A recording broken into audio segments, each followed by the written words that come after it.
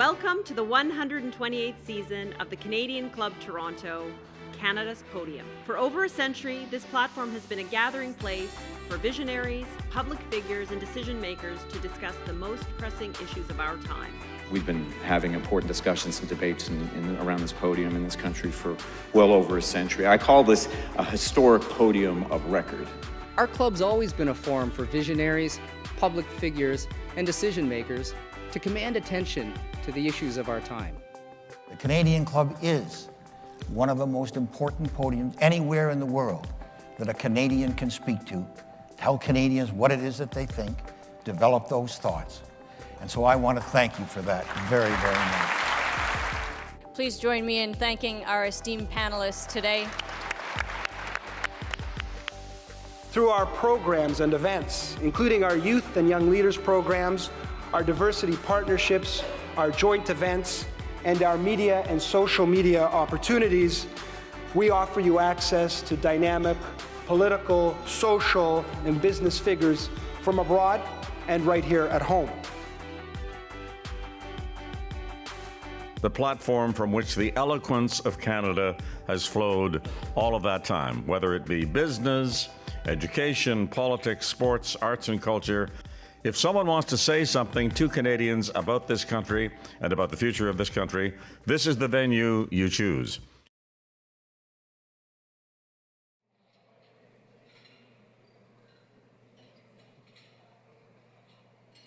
Good afternoon, everyone, and welcome to those who are joining us online. My name is Tanya Van Biesen, President of Canadian Club Toronto, and your host for today. Imagine the transformative power when the compassionate heart of philanthropy meets the dynamic engine of venture capital. We're about to learn about this very idea through a new Canadian collaboration. By bringing together the deep-rooted trust of the Terry Fox Foundation with the bold, values-driven investment strategies of Lumira Ventures, we're creating new critical pathways designed to fuel Terry Fox's dream of a world without cancer. Our ability to offer you these timely discussions is due to the support of our partners and sponsors, and today we're very pleased to partner with Lumira Ventures to bring you today's event. Thank you very much. We are also grateful that Canadian Bankers Association is our season sponsor and that Air Canada is our official airline sponsor. And thank you also to Canada's Forest Trust Corporation, our smart forest planting partner, supporting our goal of reducing the club's carbon footprint. Today, we also warmly welcome students from Ontario Tech University's Health Sciences program. Thank you very much for joining us.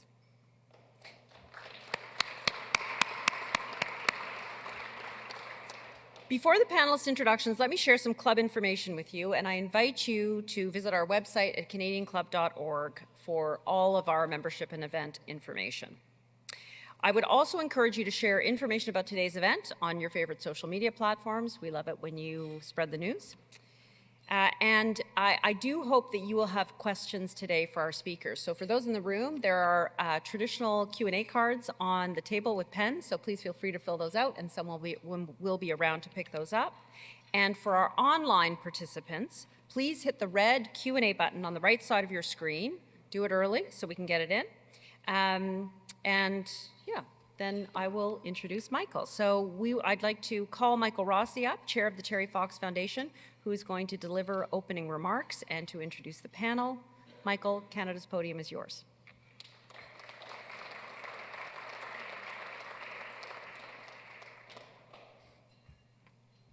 Thanks very much, Tanya.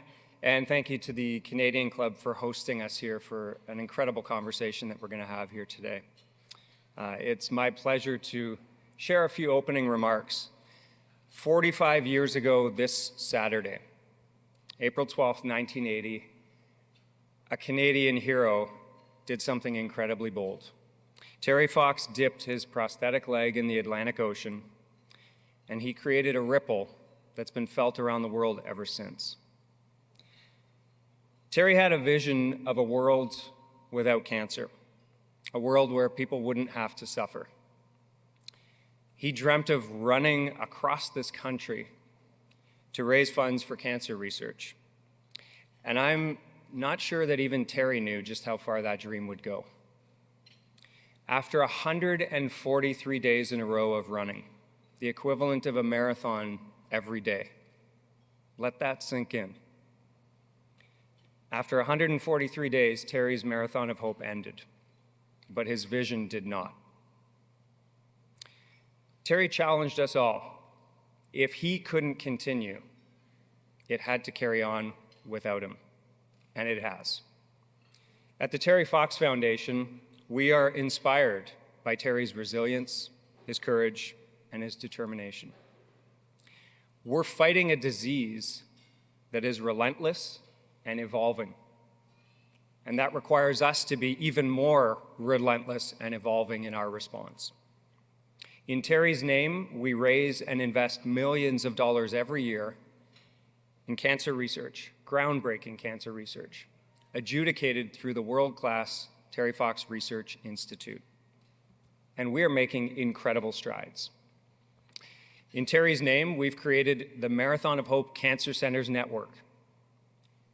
That's a network bringing together 40 hospitals, institutions, and foundations across this country, along with the first ever patient advisory group on research. And they're collaborating to deliver precision cancer care for the first time ever to all Canadians. And today, we thank you for joining us for an incredibly inspiring and important conversation about a new vision. A vision to harness the power of cross-sector collaboration, to attract new investments, to accelerate progress, and to deliver impact to investors, donors, and most importantly, to cancer patients. With our new partner, Lumira Ventures, we'll be launching Canada's first Cancer Breakthrough Fund. Lumira shares our passion for patient impact and innovation, and they also share the belief that when we all work together in our areas of expertise, we can accomplish incredible things. Terry believes that he should, and we should, try the impossible to show that it can be done. We agree. Terry implored us to finish it, and by it, he didn't mean his run. He meant his quest to create a world without cancer. Today, you'll hear more about our next big step towards that vision. It's the type of bold innovation that Terry epitomized. The time is right, perfectly right, for courageous Canadian-led innovation. So let's hear how we can all make that happen. It's my pleasure now to introduce our moderator, Avis Favaro, as well as our panel, leaders who are driving this initiative forward. Peter van der Velden, Suman Rao, and Michael Mazza. So Avis, over to you, and I'd invite our panel to come up and join us.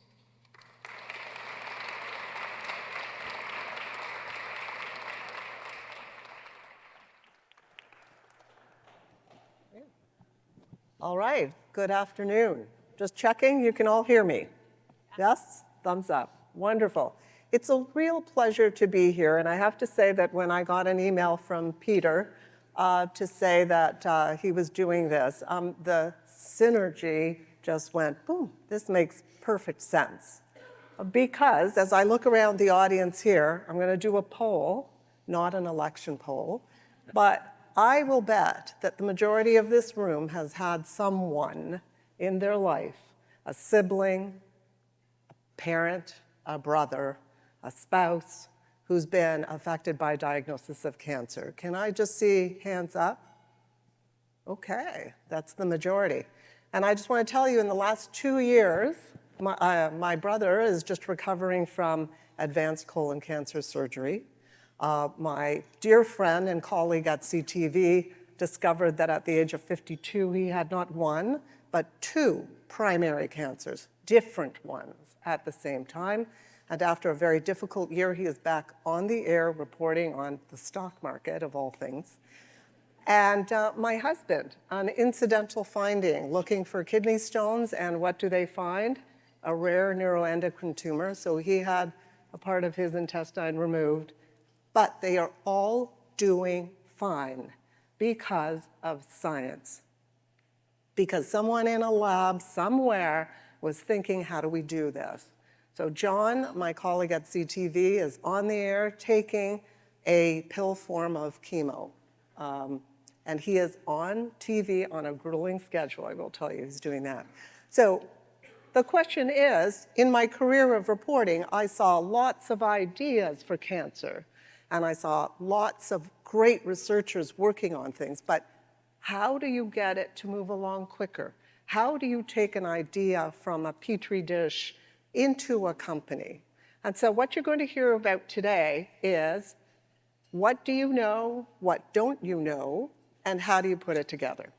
So let us start. By the way, don't forget there are questions. You can write them down, or if you're online, you can press the button if you have additional questions. But let's get underway, and we'll start with you, Suman. So you started your career as a cancer researcher, and then you've switched now to working on a company that brings those ideas to commercialization. How did you make that switch? So I want to start by saying that, like most people in this room, I've also had family and friends who've been touched by cancer, and unfortunately, the disease won in every single case. So we do need to keep doing what we're doing and keep fighting the good fight. They all died? Everyone? Yes, yes, unfortunately. But my passion for cancer truly began, it dates back to my undergrad days. I've always been fascinated and intrigued by this disease. And I remember sitting in my biochemistry class with my professor drawing something on the blackboard. And this was basically an intricate network of mechanisms that control the very existence of who we are and what we do, how we live and breathe. And then she said that if one of these things gets dysregulated and goes wrong, the same things that are responsible for normal human physiology can turn cancerous. This absolutely blew my mind, and I decided that I will not go to med school and I will pursue a career in research. So what followed were the next 9 years of me pursuing a career in cancer research through my PhD at McGill, and then I went on to do a postdoc at Harvard. And coming out of that, it was fantastic because I learned two things. One is that cancer is a very, very complex disease. It's not a single disease. It's not a simple disease. It really is an umbrella term for multiple types and subtypes of diseases. The second thing that I learned was that just as human beings evolve, cancer evolves. So we're constantly in this race against the disease to try and outsmart it. While I did my research, I still had a very translational lens because I didn't want to get caught up in the weeds. So today, I realize that while research is a foundational piece of all the great innovation that we've had, it is one part of the puzzle. There are so many more steps that need to happen between research at the bench to bringing drugs to patients. So, while we have government agencies and philanthropic organizations like the Terry Fox funding and supporting cancer research, which is absolutely crucial, we also need to have cross-sector collaboration. We need to have multiple groups coming together to be able to take this through this long, complicated path, often ridden with lots of failures. And these groups, include folks like mission-driven company builders and entrepreneurs, seed stage investors and accelerators, a lot of whom are in this room, venture capitalists like ourselves who bring depth of capital, knowledge, expertise to build and scale these companies, growth equity partners who can continue to support these companies as they go through clinical trials because those are extremely expensive to run, and ultimately strategic partners as well as pharma folks who can take on these drugs either as licensing or acquiring the company, which not only creates a very clear path to commercializing these drugs and bringing them to patients, but also drives liquidity for investors like ourselves. So this is the process. It sounds complicated, but it happens. We have drug approvals happening all the time. And for me, I feel like I'm uniquely positioned to be able to think across all of these different aspects.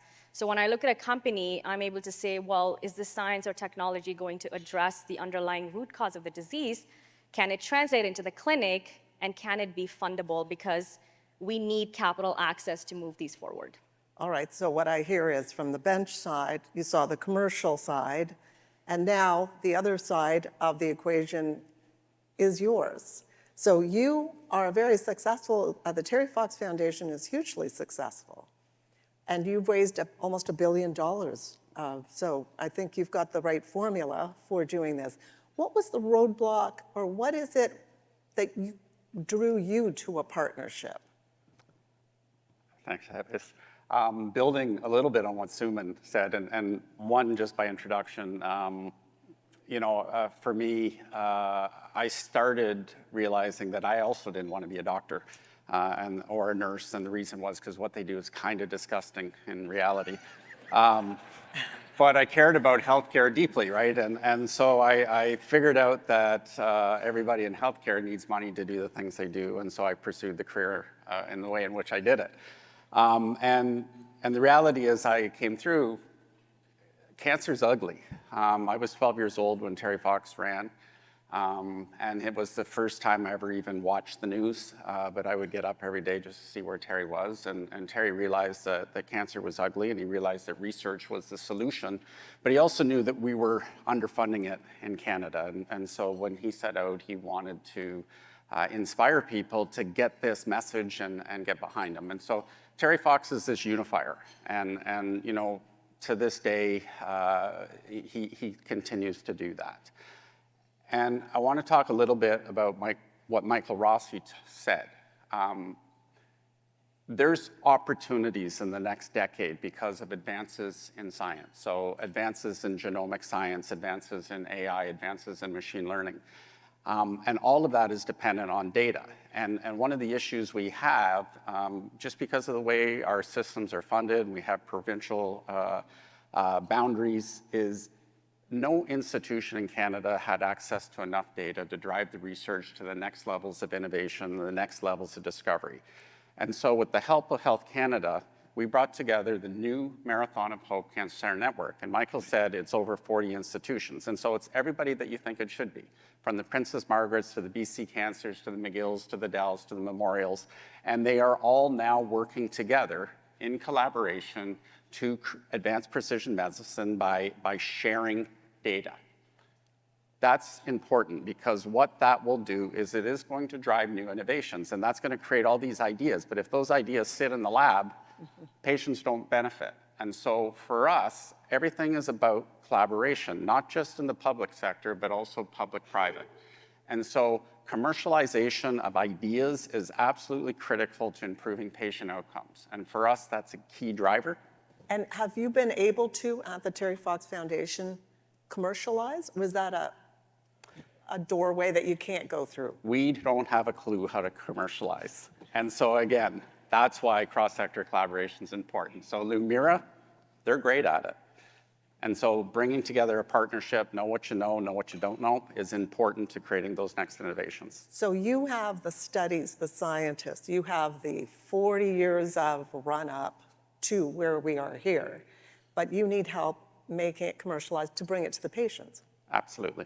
So how did this partnership come to be born? Peter, I'm going to throw that at you.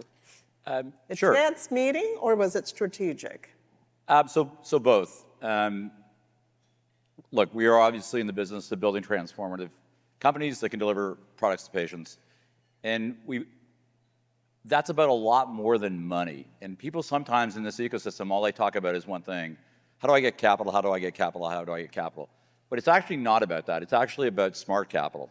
And it's about collaborative environments. And it's about using all the stakeholders in the ecosystem to manage risk, to reduce that risk, and then drive innovation forward. And so we started back in 2021 thinking about, if we look at our portfolio, where are the two parts of our portfolio where we really think we could collaborate with a foundation entity to really make a transformative difference? And if you look at our portfolio, we have strong franchises in a number of areas, but the two that are the most significant are in cardiovascular disease and in cancer. And so as we were narrowing down that kind of silo of where do we want to collaborate, what's the right collaboration relationship, I got a call from Michael.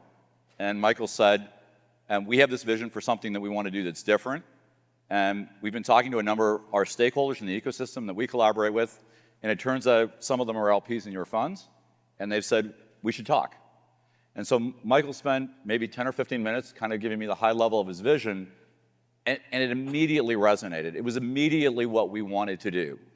Cancer is 40% of the VC ecosystem. It's 40% of where capital gets allocated. There are still huge unmet needs in this category. And we believe in smart collaboration. We think that that's actually the key to success. And we couldn't imagine a smarter partner to collaborate with. Here's an institution that's been funding fundamental research for 45 years. They are connected to almost all of the academic leaders and clinician leaders in this country who share our collective vision for ending cancer. And so we talked about how we could do that, and it was just, every part of it made sense. We spent a year having to think about what was the right model. It had never been done here before in Canada. There were some proxy models in the US. We wanted to make sure that we got it right, and that it was accretive to both of us, and more importantly, that it was accretive to patients. And I think we got there in the end. So now, in your work and your, how you have your recipe, do you have examples of cancer studies, researchers that you've seen at the bench side that you were able to expedite and get them to market? You got some good, success stories? Every single company we have is that story, but I'll pick one. I'll pick Zymeworks, which is a Vancouver-based company that many of you would know. We met Ali Tranny when he was still a PhD student back in 2009. And he had a vision as a PhD student to do something that hadn't been done. He was going to go from the lab bench to building a transformative cancer company. And we did not invest in Ali back in 2009. We spent 6 years talking to him about his business model, what he wanted to do, what his vision was for the business. We ultimately invested in the business in 2016. He took the business public in 2019. We generated a fantastic return for our shareholders. And 3 weeks ago, Suman, when did they get approval? About a month ago. About a month ago, they got just approval for their first cancer drug for breast cancer. That's from lab bench to patient in as clear a way as I can tell the story. And I will add that, that drug is actually quite transformative because this was a drug that got approved actually for biliary tract cancers, one that has 10% survival rates, when you look at the 5-year survival rates for patients. And it was incredible because this drug actually doubled the overall survival for these patients, so more than doubled. And this is meaningful, right? Because these are patients that are dying within 3 to 6 months of being diagnosed. And here you have a new modality, treatment modality, that is able to extend the life of these patients, which is absolutely incredible. And now you know why Suman works for me. And how does that make you feel? I mean, it's a business. Gratifying. It's absolutely amazing to see. I always think of it as the journey of a drug. Even though it reached a patient today, it started 20 years ago at a lab bench when a poor grad student was burning the midnight oil. But that's what it takes. And it's amazing to see that transformation come through. And we are super proud. If you walk into our office, you'll see lots of posters of drug approvals. And in fact, in the last 6 quarters, we've had 5 FDA product approvals. And I don't think a lot of VCs, let alone in Canada or in the US, can say that. Avis, I'd like to build on that a little bit. I mean, I think when you're looking at cross-sector collaboration and partnerships and things like that, it's incredibly important to really focus on the values alignment. And for us, as we started to get to know each other, the way you listen to Suman talk and the fact that she's a scientist that happens to be in a VC company, the way Peter talks about patient impact, like those were the things that resonated for us because, again, our goal is that world without cancer. It's about patient impact. And again, finding a partner that believes in those same things is critical to creating a good partnership. So when they say stories like that, they tell you examples of that, how do you feel? Is this how does it hit you? Every story about patient outcomes being improved is a good day. Faster. Better treatment modalities, new therapeutics, new biotech, new med tech, all of those things. It's not easy to come up with an idea that's going to improve outcomes. Cancer, and Suman's already touched on this, it is incredibly complicated. It's over 200 diseases. There's no simple answers. And even as we're evolving in our thinking, this old idea that breast cancer is breast cancer and prostate cancer is prostate cancer, it doesn't exist anymore. The reality is you have to get down to the molecular level of the cancer and then analyze what is that cancer like. And that's why the database that we're building in the Marathon of Hope is critically important, because we can take those cancers and we'll be able to compare them across the data system and absolutely make the right treatment recommendation for that patient based on their unique cancer. Devil's advocate question. Okay.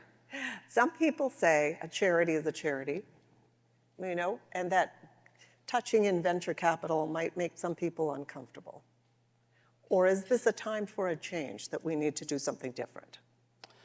I think it really comes down to aligning around purpose, and we share a common purpose, and we have different areas of expertise, and ours happens to be in the nonprofit charity sector.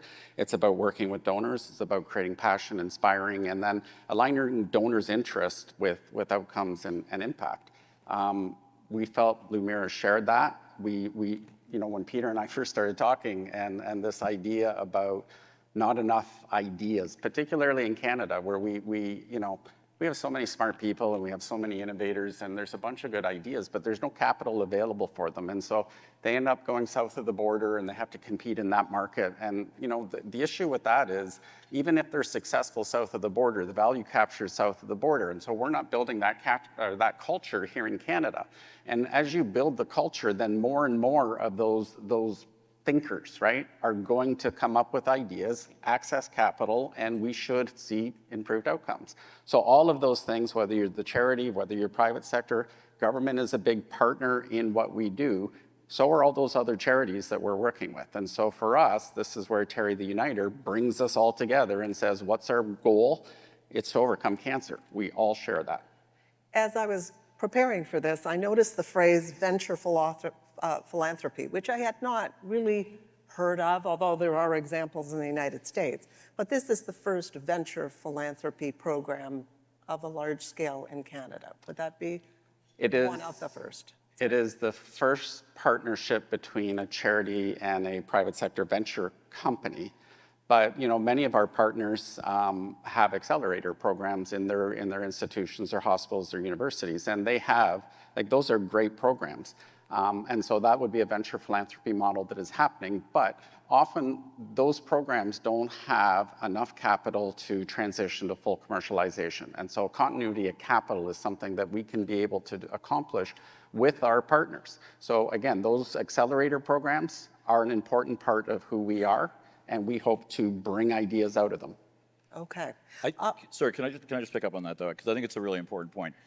And there's someone in the room who gave us this direct feedback, and so I won't mention their name, but I will reference the direct feedback, which is the challenge with the term venture philanthropy is it can be an excuse for giving money away and losing it.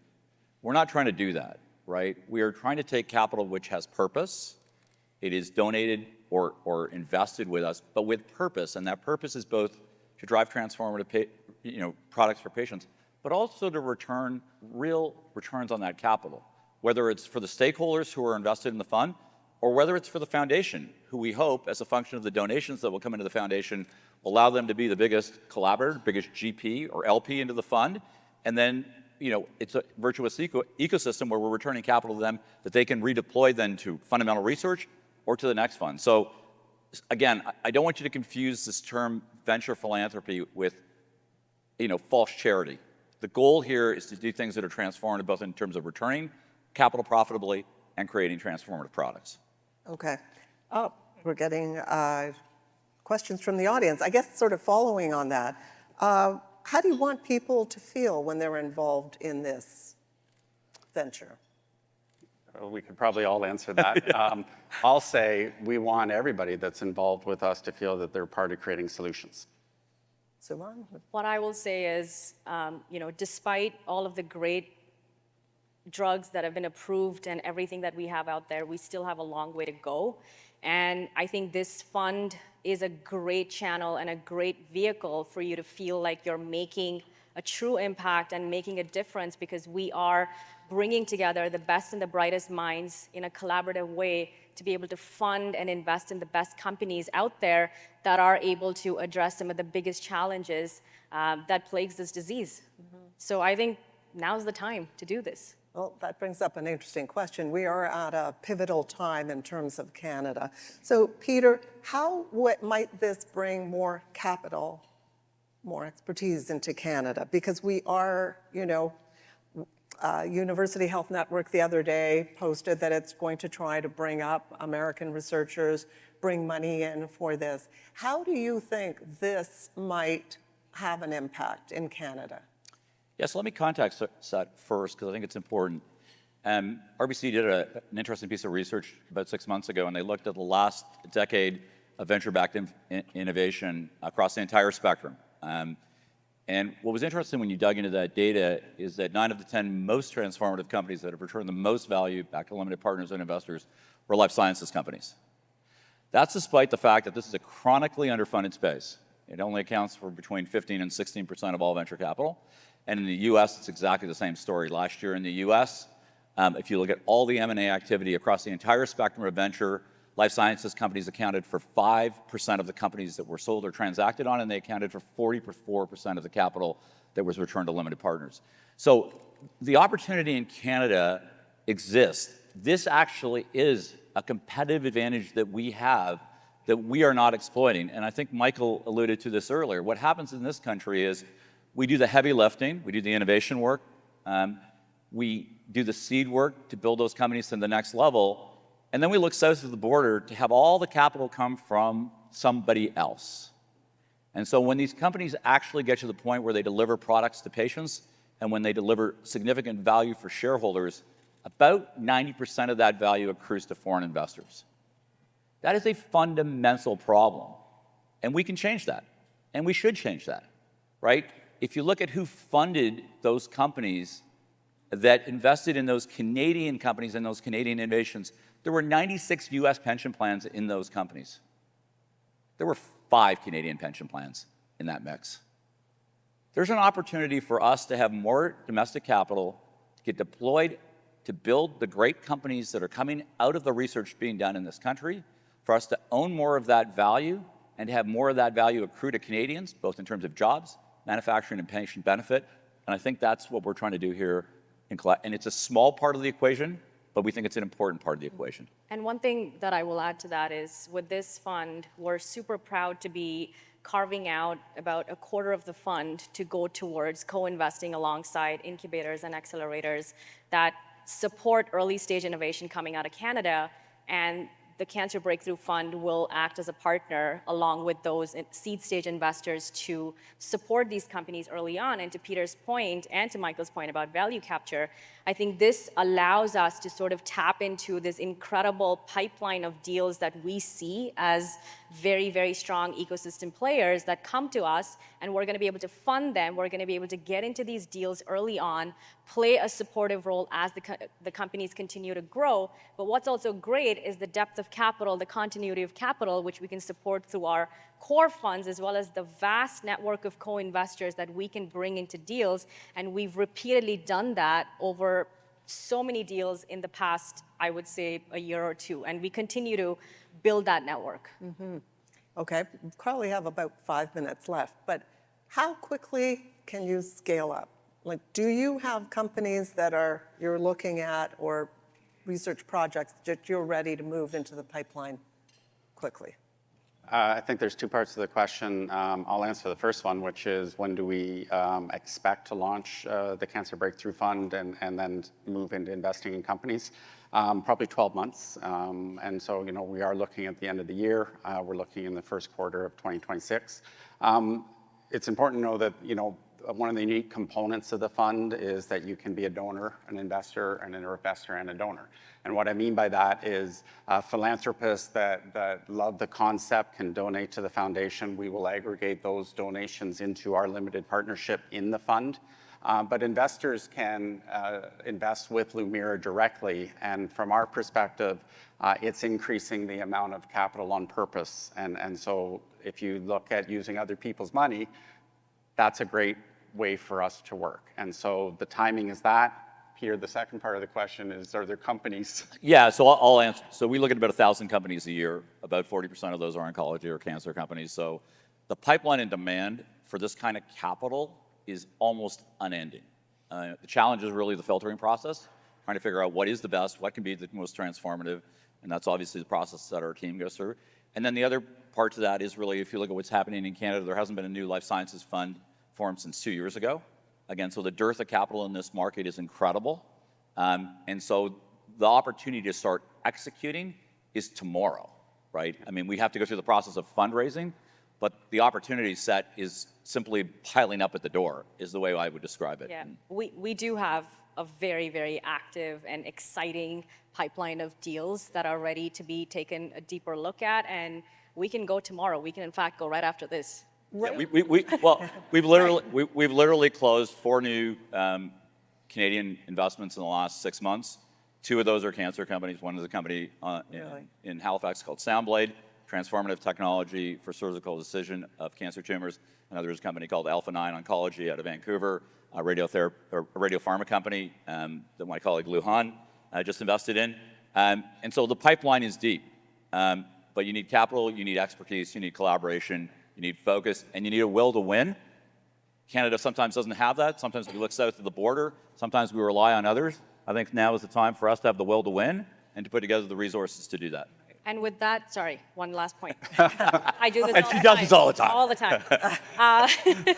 No, but with the company in Nova Scotia, I think what's great to point out is we brought an investor from America into this company because of the long-standing relationship that we have to be the only other co-investor alongside us in this company. And this is, one of your secondary geographies, if you will, and we are a lead player in these markets because we get to parse out the gems that other people don't look at. And when we came into this investment, we brought along the provincial government to put money into this. So this, I think, is the type of companies we want to build, and this is Canadian, this is homegrown. So just a question. Prior to this partnership, how many of those thousands that come to you are you actually able to fund and move forward? Less than 1%.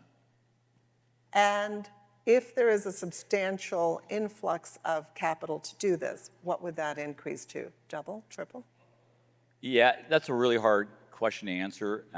You can just say more. More. There's the answer. More.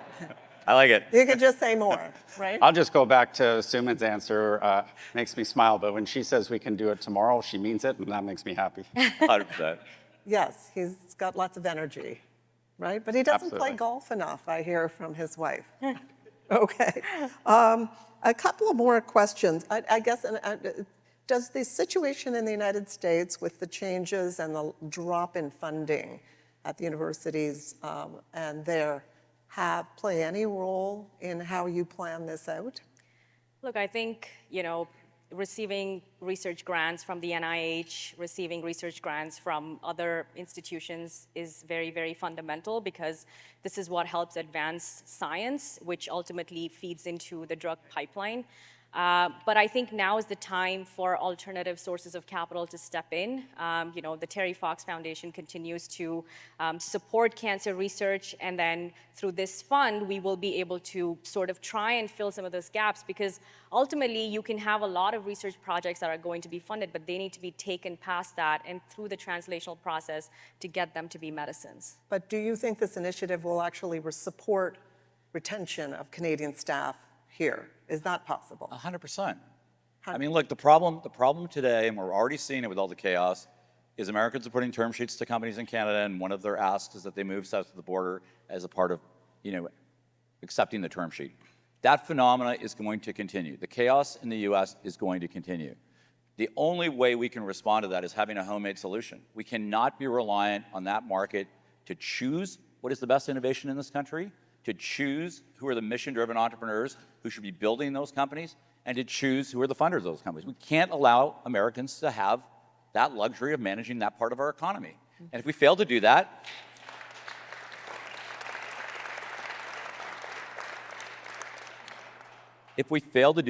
then we do a great disservice to patients. It's true. There's nothing like a good crisis, right, to turn it around. So many scientists I know went to the States because they could not get the traction here. But so many scientists also came back. That's right. This is one of them. Yeah, so Suman was in Boston and made the decision in time to return here before all of this.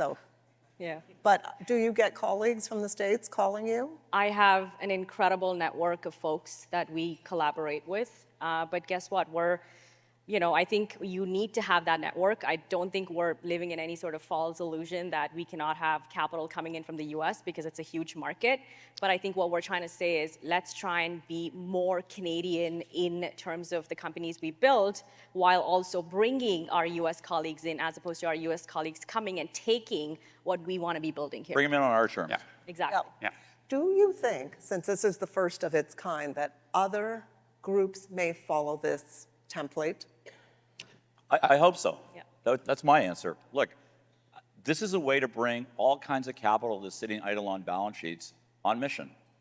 And that's an important thing, right? I think we should all be thinking about how we find unique and collaborative ways to do more for the patients who your institutions are trying to fund and deliver cures for. And so be creative, be bold, do something different. Don't do the same thing you were doing yesterday. And this is one step in that way, in that process. Yeah. Yeah. And I would just add to that, break down silos, build collaboration, and we'll go farther. Yep. Last question for you. Yes. How will you know this has worked? We'll know that it works when we see new therapeutics being approved, new biotech, new med tech. We see patient impact stories. The success is entirely on how has it impacted patients, both short and long term. Timeline. 10 Real- years. 10 years? 10 years. We're in the 10-year business. 10 years. That's the life cycle of what goes on. Yeah. We'll start to see benefits in 6, but it's a 10-year process. And how long it takes to develop drugs and bring them to Right. market. So same question for you. How will you know from your end of the boat here that it's working? For me, it's about making the collaboration work. When the innovators understand the value of this kind of a relationship, when the scientists understand how translation works and are thinking about that as the next step of leveraging what they've done in their lab, when they think about that in a linear way and they have the connectivity to feel comfortable having those conversations with people like us and not thinking, it's an adversarial relationship, but it's a totally collaborative relationship and that where we all share the same vision for winning. There's lots of that going on today. I think we can have lots more of that going on over the next decade. And I think that's winning for us. And for me, it's when 5 years from today, there's going to be another Canadian Club event, and people are referencing the Cancer Breakthrough Fund as a leading example for doing something different and new and bold. Mm-hmm. That's the right answer, by the way. I was telling the other panelists that I actually made my own elbows up T-shirt, which my husband will wear because I made it for him. But what's the win for Canada out of this? Is there a national win too? Well, as we see more Canadian companies scale, and Peter referenced those top 10, more Canadian companies in that top 10 is absolutely a win. If we see the culture of entrepreneurism and startup advance in Canada, that's a win. Yeah. I do have another question from the audience, and I don't know if you want to tackle it because we're near the end of time, but they were looking for high-level information on this fund, the size, the lock-in period, the expected return, minimum investment. Whoever asked that Ideal. question, email Michael or myself. That's thank you for whoever asked that. You get an A+ on that, and you can appear on BNN. Yeah. Those are the meetings we want to have. Yeah. Anyways, I think we've covered a lot of topics, and I just want to thank you all for being here. Thank you for coming back to Canada. Okay. Happy to be here. Thank you, and thank you all for listening. The panelists will be here to answer any questions afterwards, but thank you all for being here, listening with your ears and your heart. All right. Thank you. Thank you. Thank you, Avis.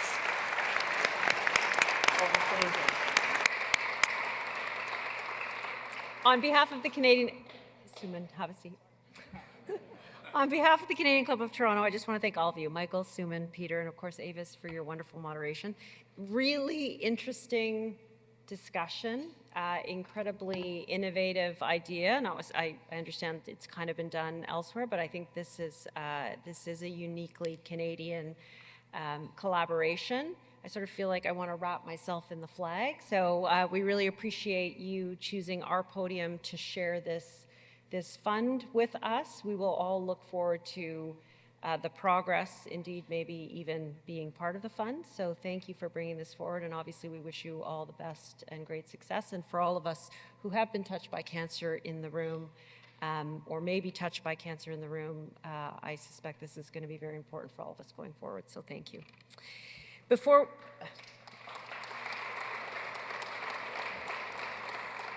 Just before we close today, I would like to mention some of our events, and we certainly hope you can join us on, in keeping with the Canada theme, not surprisingly, on April 23rd, we are going to have a discussion on Canada's Arctic sovereignty with a distinguished panel of speakers, very important right now.